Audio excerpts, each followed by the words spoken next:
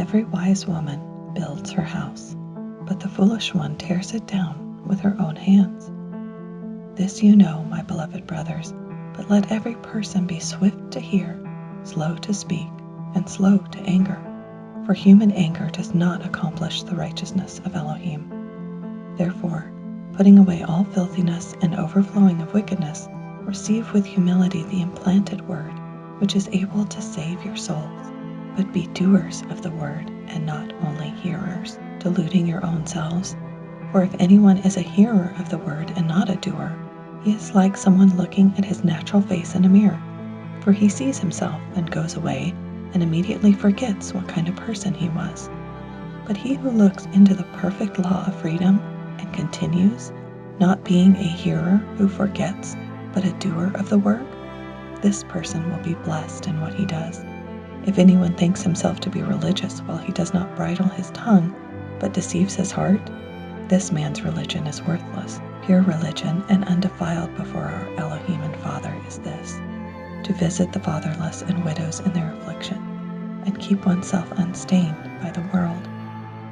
And Yeshua said, everyone therefore who hears these words of mine and does them will be compared to a wise man who built his house on a rock.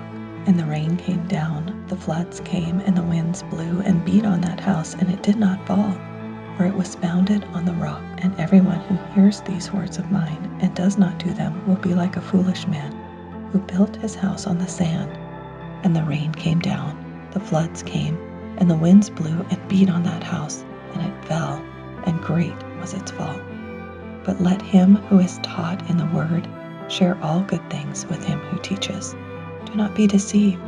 Elohim is not mocked. For whatever a person sows, that will he also reap. For he who sows in his own flesh will from the flesh reap corruption. But he who sows in the Spirit will from the Spirit reap everlasting life. Let us not be weary in doing good, for we will reap in due season if we do not give up. So then, as we have opportunity, let us do good towards all people, especially toward those who are of the household of faith, that their hearts may be comforted, they being knit together in love and gaining all riches of the full assurance of understanding, that they may know the mystery of Elohim and the Messiah, in whom are hidden all the treasures of wisdom and knowledge. Through wisdom a house is built, by understanding it is established, by knowledge the rooms are filled with all rare and beautiful treasure. Amen.